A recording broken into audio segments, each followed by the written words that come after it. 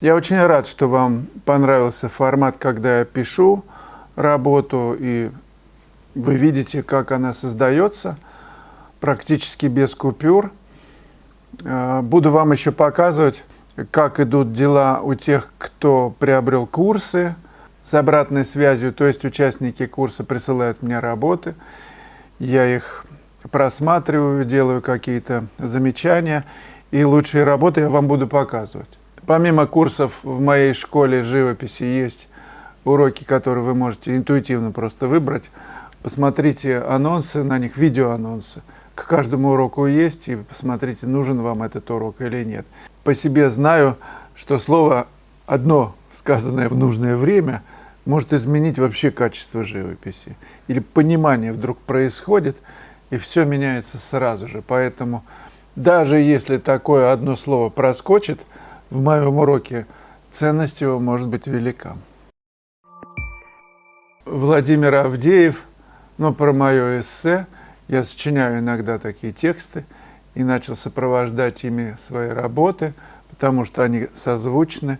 Например, меня захватывает какая-то идея, и вокруг этой идеи, в живописном исполнении возникает еще и какая-то литературность.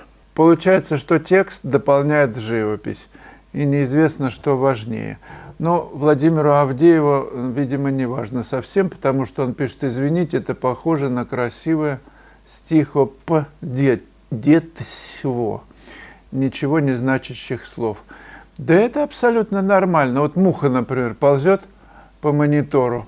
Конечно, здесь есть слова, но для нее они абсолютно ничего. Просто черные, белые, цветные какие-то всполохи. И все.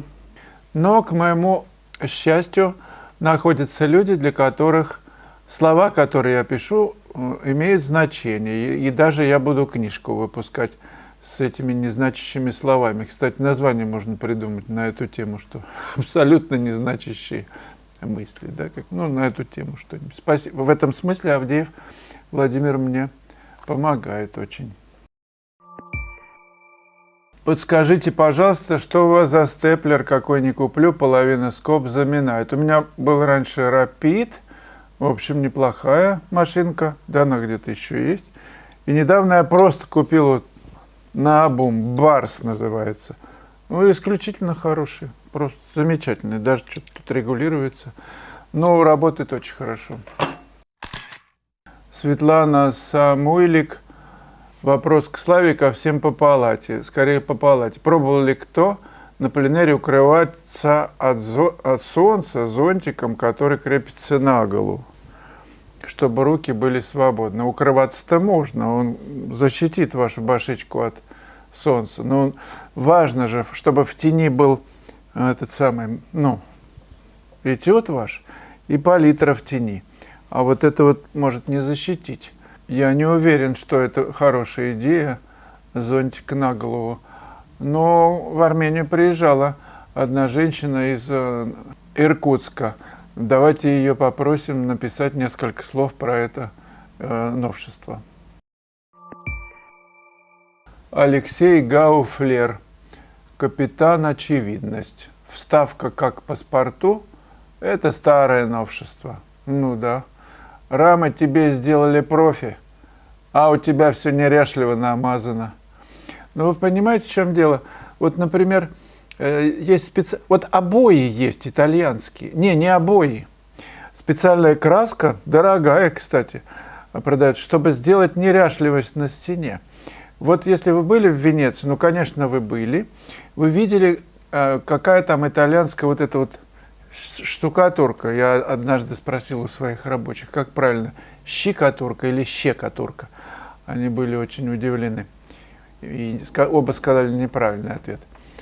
Штукатурка, специально она такая неряшливо сделана. Поправьте меня, скажите, так ведь? Такая же, она, видимо, двухкомпонентная, какие-то слои там.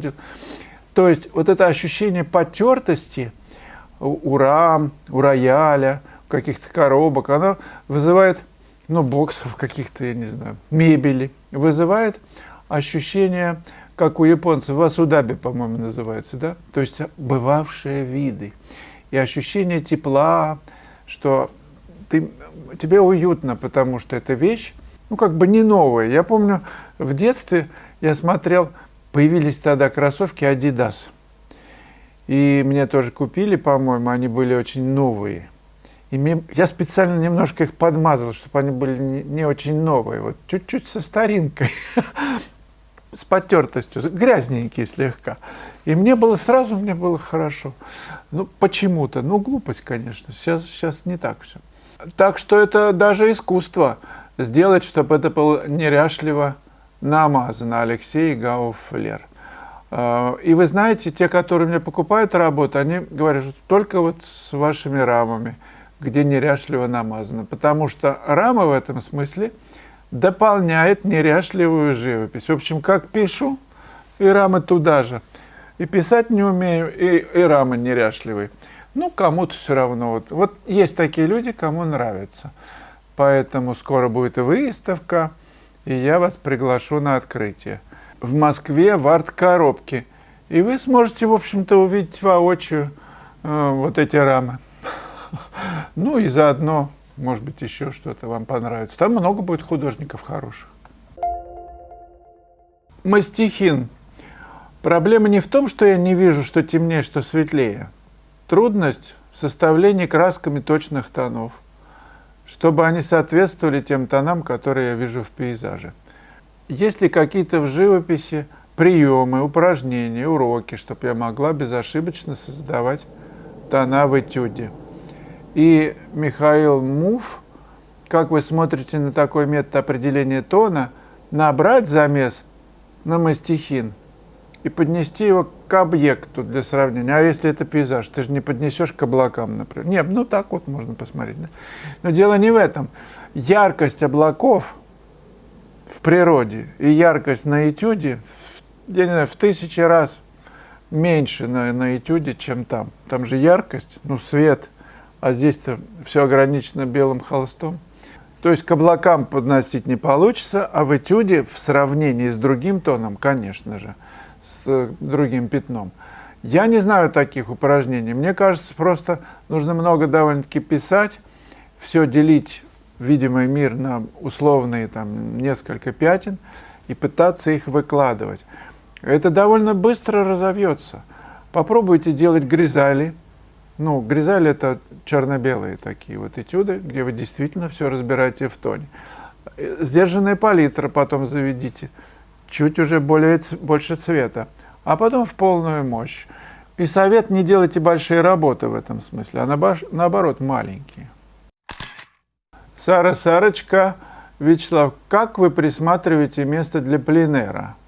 Понимаю, если я давно приглядел определенное место и еду в найденное интересное место, а бывает так, что приехал и хожу, и места не нахожу. А я все хожу, глаз не отвожу. Тан-тан-тан.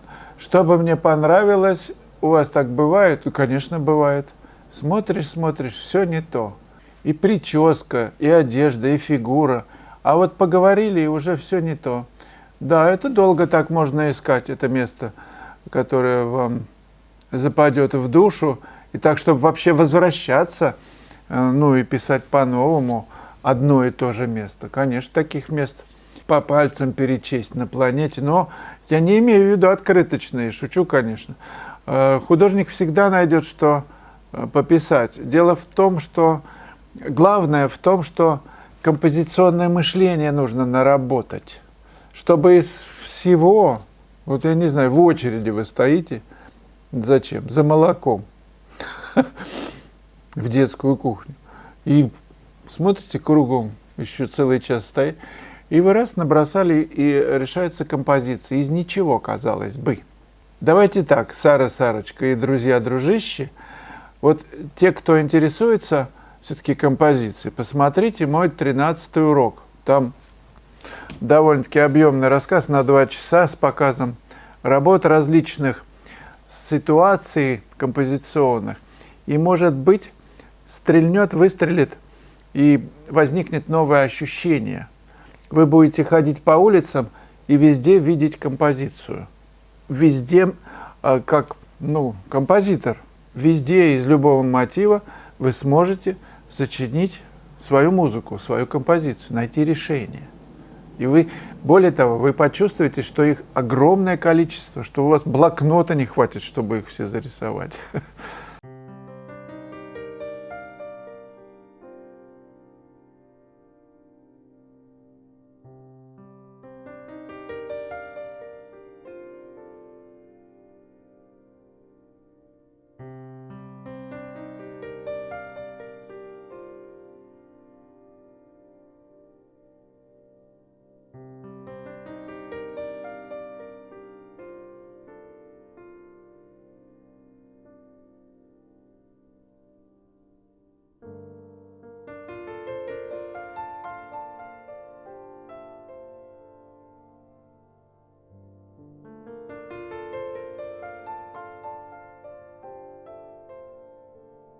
Друзья, вы, пожалуйста, отмечайтесь в журнале все время, это очень важно. И сейчас еще предлагаю вам посмотреть новое кино. Тяп-ляп и шедевр готов. Ну, пока.